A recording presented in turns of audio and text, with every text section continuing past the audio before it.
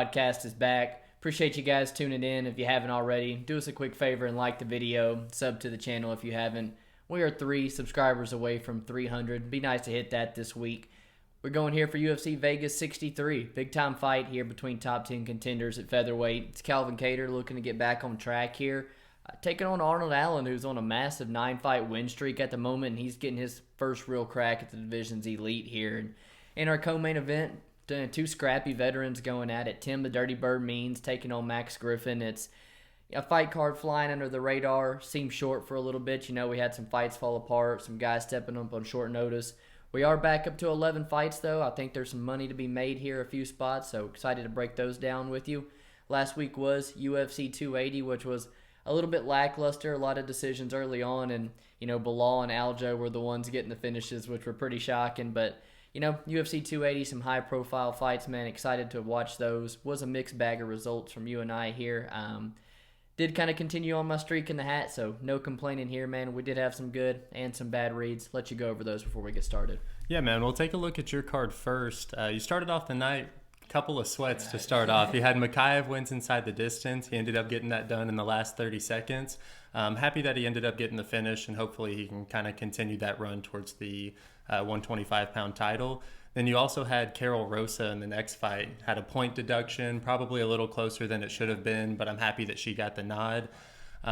We look at the losses on your card. It's the same. We got burnt on the same 3 fighters: Peter Yan, Mateusz Gamrot, and Caitlin Chookagian.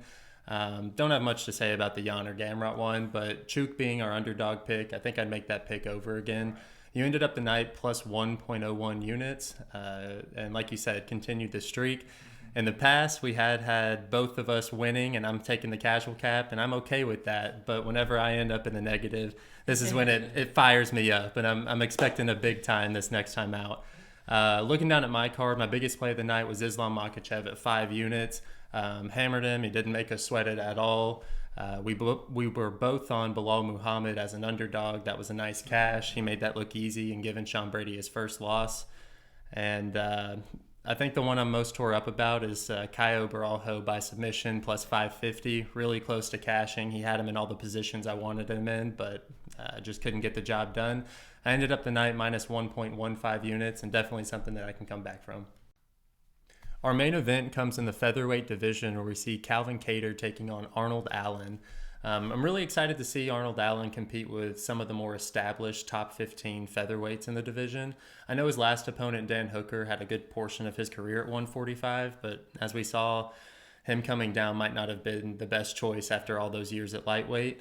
And even his win before that against Sadiq Youssef had less than 5 UFC fights at that point. And now Allen's drawn a true veteran of the organization in Calvin Kattar.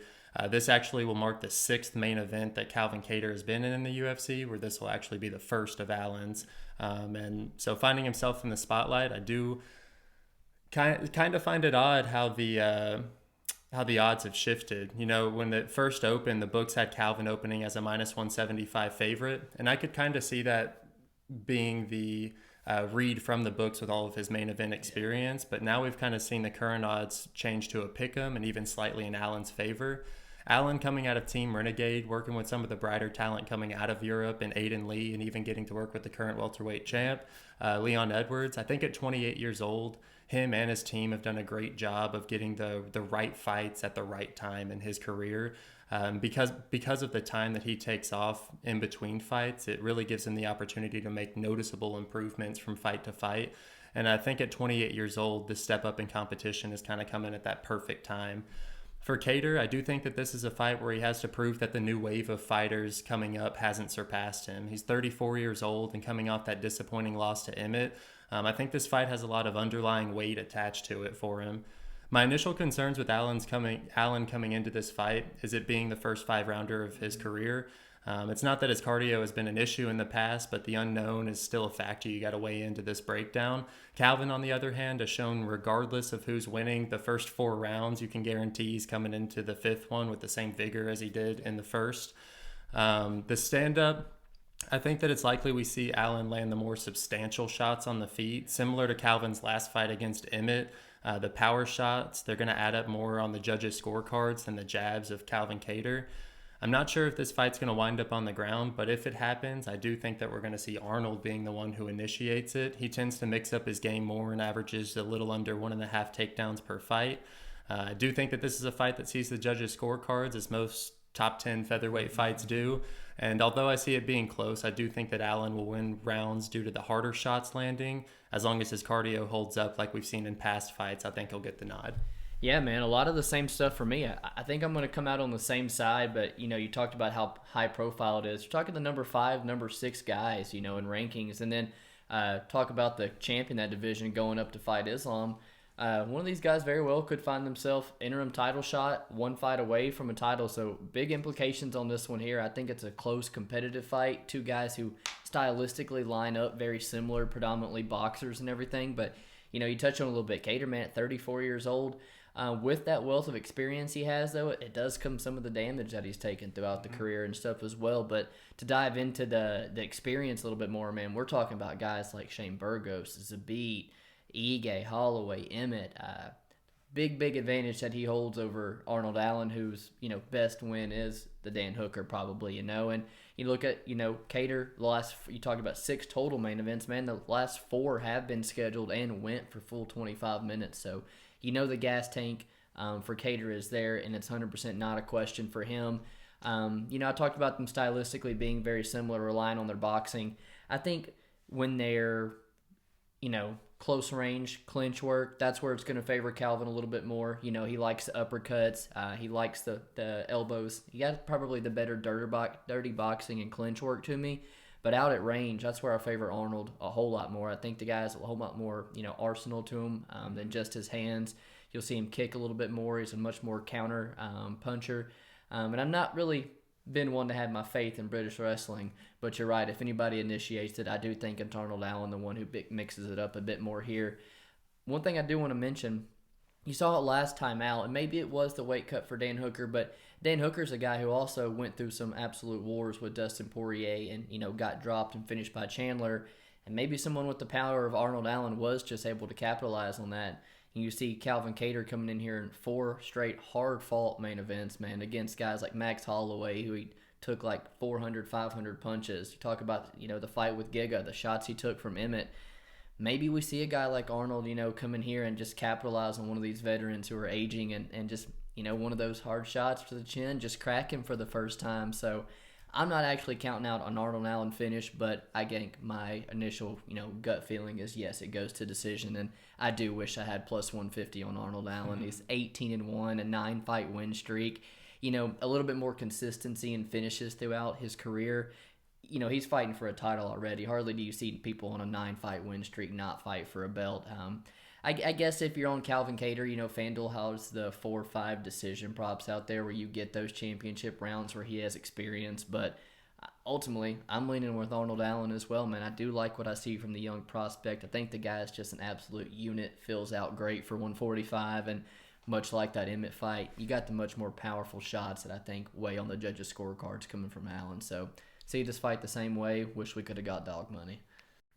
In our co-main event, we have Tim, the Dirty Bird Means, taking on Max Payne Griffin. And, a main event, not 2 of the most high-profile names, but I think we've got a nice little scrap on our hands, man. Both guys are in high-paced fights, always coming down to the wire. Means, he had himself a nice little 3-fight win streak going before getting finished by Kevin Holland. And, you don't even really have to touch on that, man. Kevin Holland's a very good fighter for obvious reasons. No fault to Tim Means there, who's a very good striker. Puts together good boxing combinations, nice teep kicks. He's got a good gas tank that he wears on people, man. He'll put you up against the fence, dirty box with you.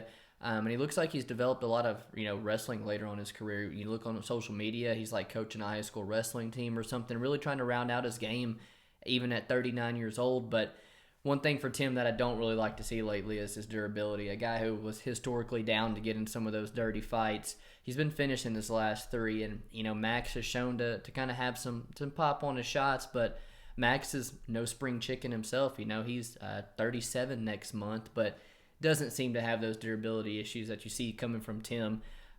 He was also 3-fight win streak before taking that step up in competition, getting Neil Magny, dropped him in round 1, and then just basically got the Neil Magny special. You got out-hustled the last 2 rounds, and you lost the decision to a guy who had the superior gas tank than you. And, while Max does have good hands, fast hands early on, bobbing around, good footwork, it does kind of take a stamper as the fight goes on. And you see that play a toll throughout his career. Of his last 4 losses, 3 are by split. He starts early, he starts off great, tends to fade.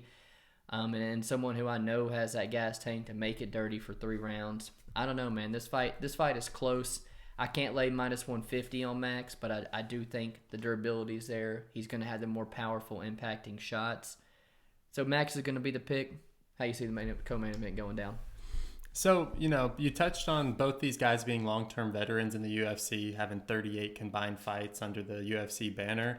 Despite having such long UFC tenures, neither have headlined a card, and both have only had 1 co-main event spot in their careers. So, like you said, considering the age of these fighters, it's nice to see them get the opportunity to shine one more time this high up on a card. As far as the matchup, I think they're going to size up pretty well. Means has a 3-inch height advantage, but an inch less in reach. I think on the feet, I like the striking of Means actually a little bit more. I think he'll have more volume with striking and even more power than Griffin. I know that Griffin has recorded a few big KO wins lately, and I feel like it's given the public a false sense of finishing upside for him. And I think you could argue that Means has been the far more consistent finisher of the two throughout his career. That being said, I have a feeling that this fight is going to see the scorecards. Both guys have shown that they're quite durable in the past, and I know that Tim Means isn't eating the shots as well. I do think he's going to win this fight. So, as we've seen in past Max Griffin fights, he will resort to wrestling if he's not winning on the feet. And I think it's far more likely that we see Griffin initiate the grappling exchanges because of the cleaner striking of Means.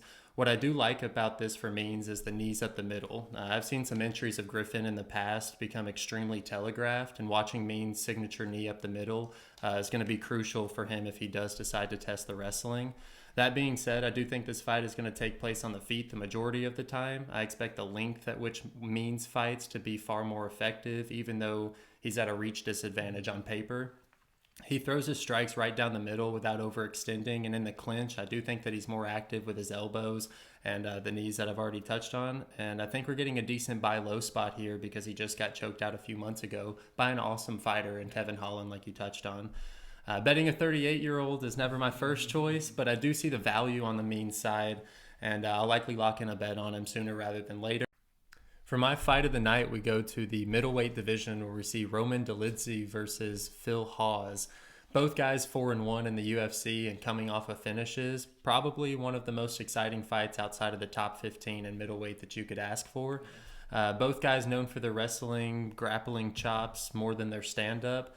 They're both averaging over 2 takedowns per fight. And although I do wish that this would just come down to a straight grappling match, I could definitely see a good portion of this fight actually taking place on the feet. While I do think Dolidze will have the size advantage over Hawes, I do think that Hawes will have the strength advantage.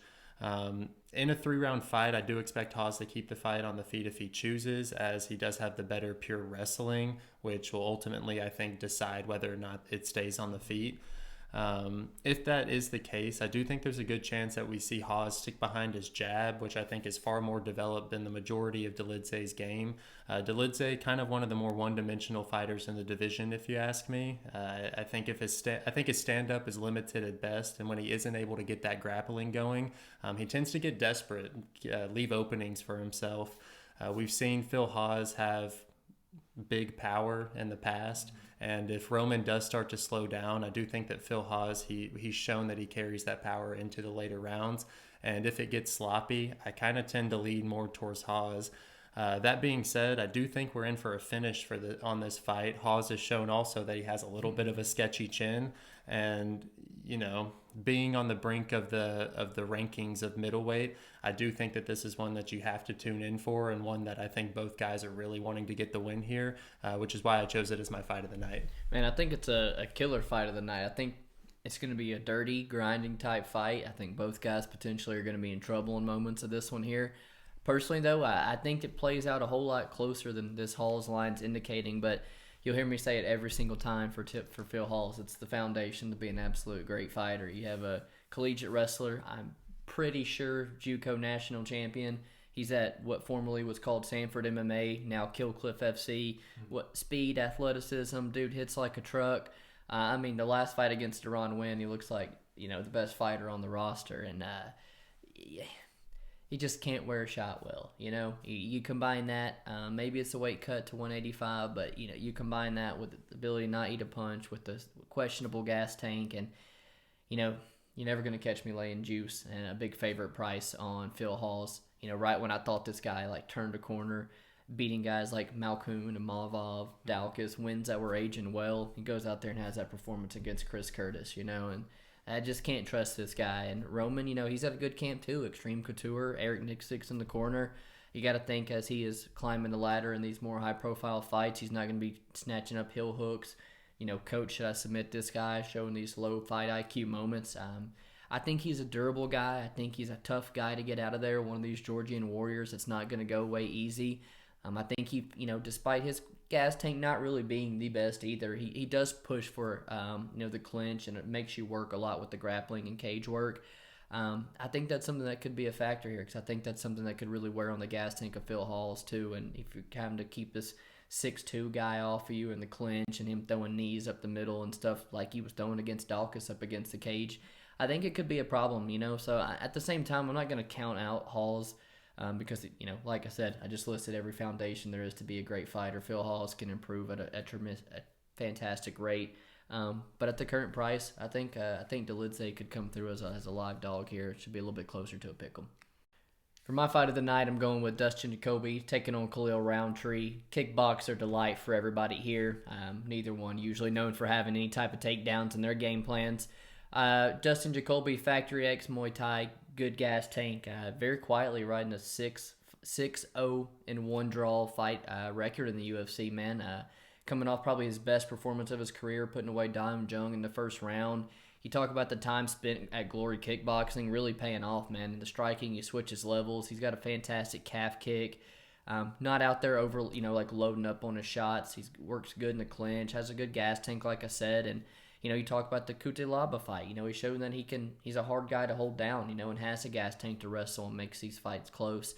I went to the well back in Dustin Jacoby a couple times. I'm seeing the improvements each time out. And, while Khalil, there's that one knock on Khalil being like the inconsistent fighter, I think, like I said, it takes place largely on the feet. I don't think he's as good of a striker as Jacoby either, to be honest with you. He might throw more power, be a little bit scarier, probably should catch a criminal charge for what he did to Modestus and Carl Roberson, but the guy's nowhere near as technical, nowhere near as smooth, and can be at as gun shy as anyone I've seen. You look at the fight with Pragnell where he just didn't let his hands go. He got behind on a guy who just throws a ton of kicks and a ton of volume, and that's literally the same style of Dustin Jacoby, a guy who's going to throw a bunch of kicks and a bunch of volume at you, and then quick MMA math approach. You look at Khalil getting beat by both Mikhail Olazechek and Kutelaba, Dustin Jacoby going out there and beating Olazechek, and I don't necessarily think the Kutelaba, 9 takedowns with nothing should have been a 10-8. I thought Dustin Jacoby probably edged that one out. So,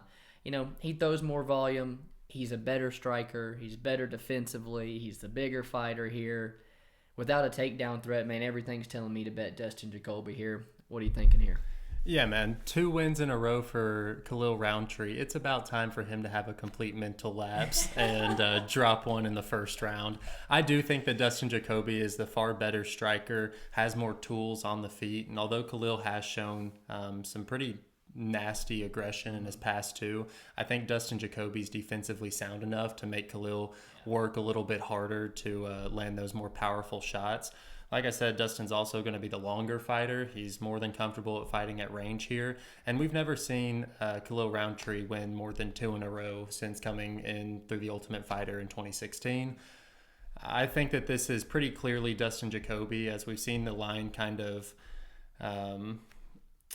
it's sitting at minus 170 right now. I do expect it to kind of go up closer to the minus 200s as the fight night comes in. So I think I'm with you. I'm looking to place a bet on Dustin Jacoby here. For my fighter to watch, I am choosing Chase the Dream Hooper. He's kind of like been the UFC's little project, trying to grow him from a little kid into a man. At 23 years old, he's he's had plenty of time in the UFC to develop as a fighter, and he's definitely at a point where he needs to put together 2 wins in a row. It's yet to happen in his career, and I do think that this is a spot where the UFC is giving him the opportunity to put 2 wins together, as Steve Garcia is not the most formidable opponent in my opinion. He does show a lot of weaknesses, and I think Chase Hooper, with him developing his striking in his last few fights, he could keep this fight at distance when he needs it to, and then hopefully he's worked on his wrestling enough that when the times do come where they do engage, he's able to get the fight to the ground. I think he's going to be, bar none, so much better than Garcia on the ground. That's definitely where he's going to prefer to have it.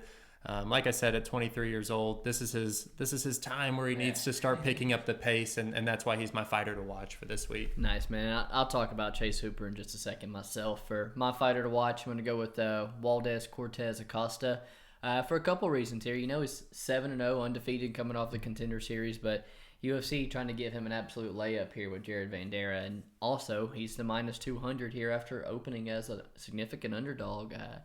Going forward, he's a pretty one-dimensional fighter. There's one path to victory here against Jared Vanderaa, and it's knocking him out. Going forward, I don't know how much success this guy is going to have. And knocking Jared Vanderaa out of the feet has not really been proven an easy task to do. Elite grapplers like Spivak and Romanov can take him down and put him in bad positions and ground and pound him out. But, he had a close fight with Chase Sherman, and I think that's the fight everyone is really looking at here, seeing that Chase Sherman round 3 knockout. Chase Sherman's not one to have known for having a gas left and come round 3, and that's also only 3 months ago, man. So that's also, I think, is having a lot of indication on this line. But Waldo has not fought anyone even on the level of Jared Vanderaa in the past before, and I'm not sold on him having a gas tank despite going the distance on the regional scene. He moved over from a boxing career where he's actually TKO'd a couple times there. Now you're throwing on 4-ounce gloves, coming over to MMA. It's going to end bad for you sooner or later. And throwing the fact that if Jared's smart at any point, he tried to grapple with Alexei Oleinik. Why would you not try to grapple with this guy to some degree? I've seen Acosta's take down defense on the regional scene, some of those fights. It did not look good. And then, just not often do you see guys like Jared Vanderaa who are on a 4-fight win streak getting another opportunity in the UFC. So I think the UFC is trying to give this guy a layup before they send Jared Vanderaa packing, a guy who was 1-5 in his last 6 fights. But I just can't lay minus 200. He's in a prove-it spot to me. See if he can go out there and knock out Jared Vanderaa.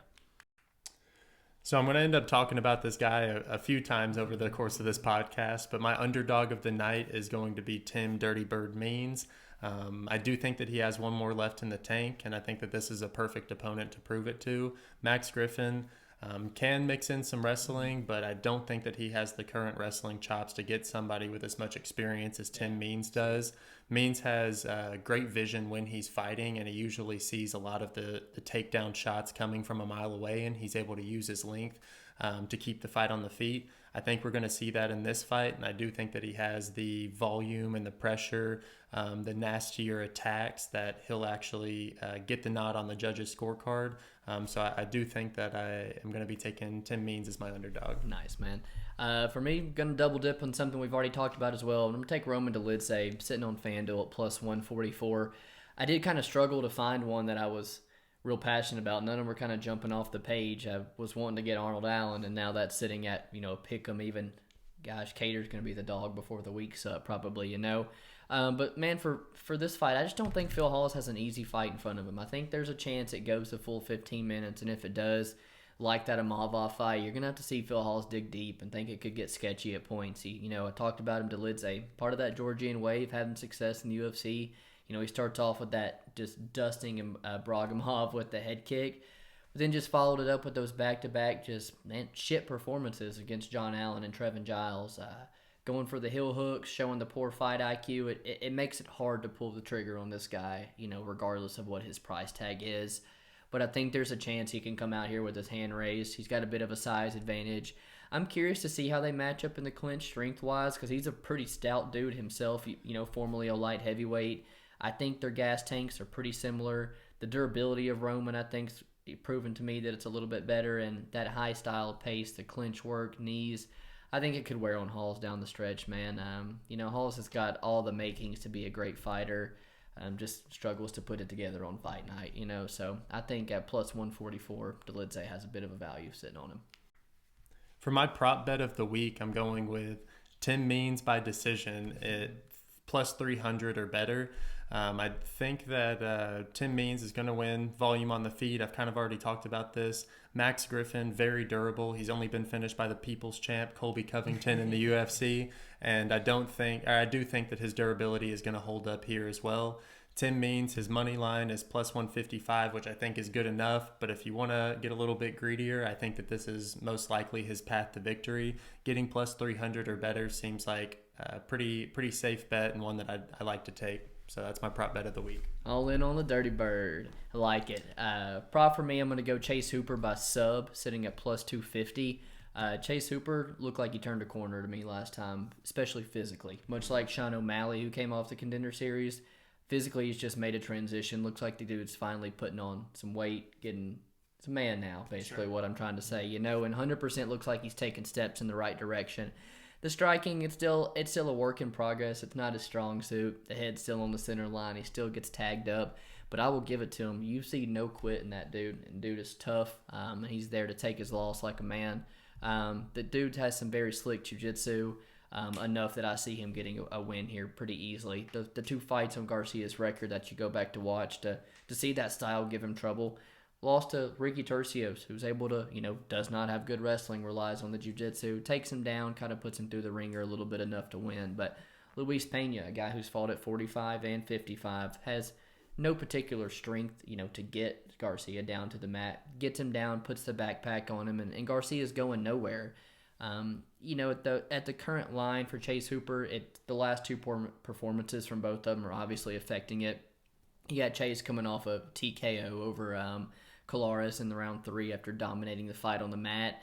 And you got Garcia coming off just getting slept badly by Mahachete. But, and you throw that into Garcia trying to make 35 in the past and having weight-cutting issues. I don't necessarily know if this guy is dedicated to the game the way I see Chase Hooper is. I see Chase Hooper evolving, but you'll never catch me laying minus 250 on Chase Hooper. So where I see a fight with ton of control time, 10-plus minutes racked up by Chase, there's going to be plenty of opportunities for him to get the submission here at plus 250. Might take a stab there. For my best bet of the week, I am taking Dustin Jacoby's money line. I think he's got Khalil Rountree covered about everywhere.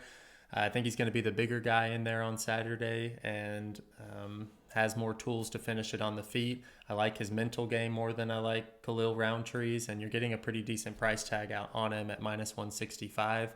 I think that it's probably going to look like that's a gift. So Dustin Jacoby is going to be my best bet of the week. We talked about it before the podcast. If you were down to bet him, that's enough for me to pull the trigger on him as well, man. I'm pretty confident on him as well. My best bet, I am going to go with Josh Fremd. I pulled the trigger at minus 175. I think you can even get a better line on him right now.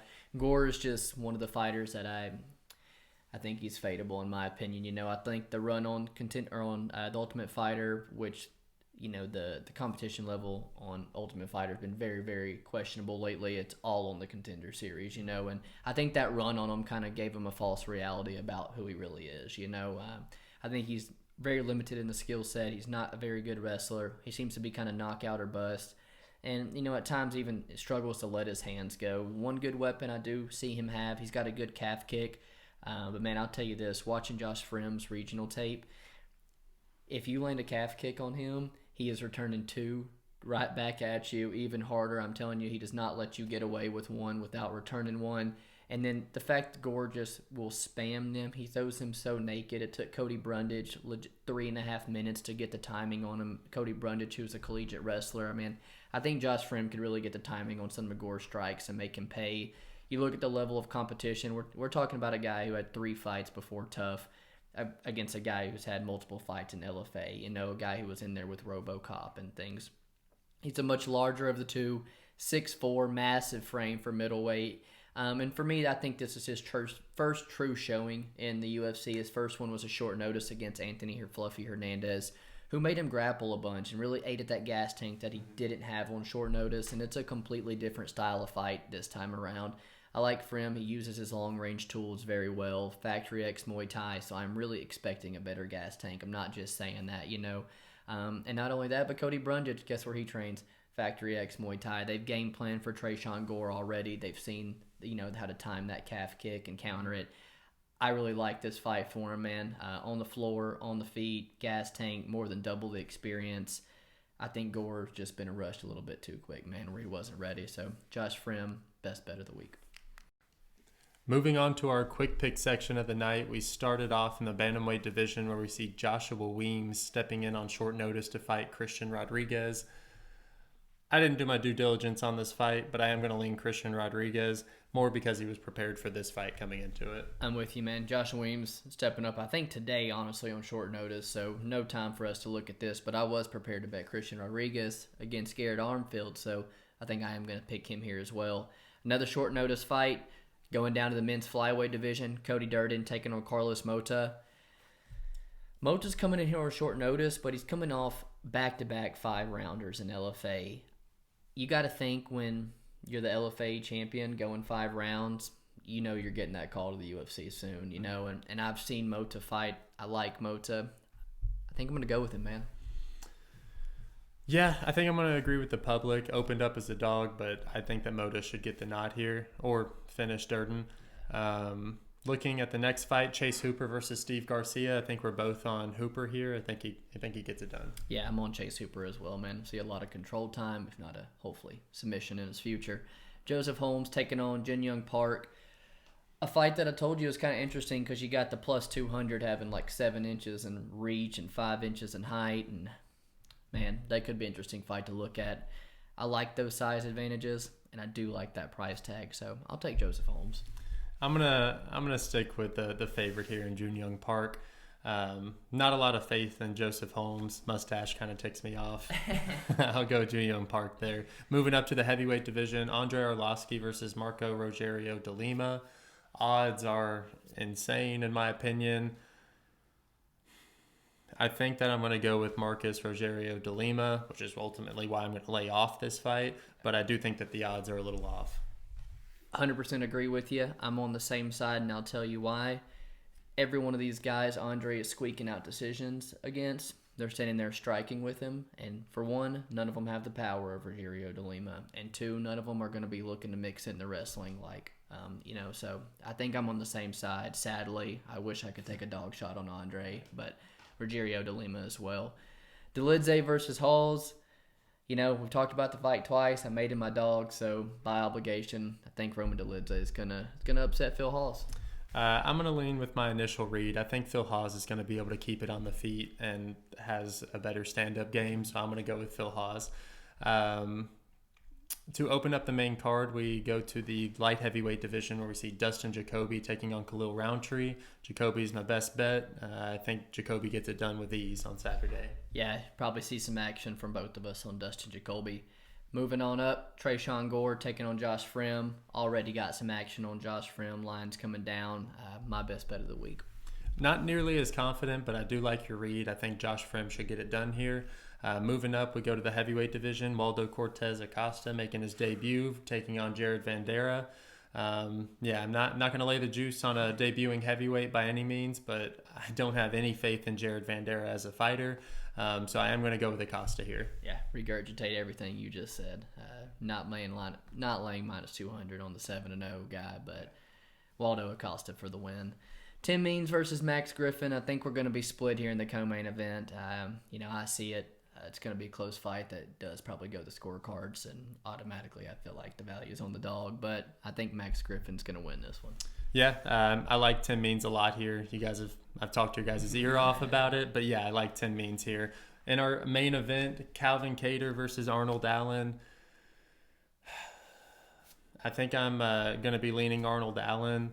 Depending on how the line goes or if I get some more information, I think I could possibly bet Allen, but I do think that he's the side here. Wish I would have got that opener. Yeah, man, not getting that opener is killing me because I'm gonna side with the younger Arnold Allen as well, man. I think the dude's got more pop on his shots, and I like what I see from him, man. That concludes all our fights. Kind of a sketchy night of fights. I think a lot of potential dogs could come through here for us, a total of 11. And I'm pretty sure, I know we're back at the Apex, but I think the UFC's treating us to a relatively early night of fights again. So over early on Saturday, getting out with your night. Appreciate you guys tuning in. We will see you next week. Peace.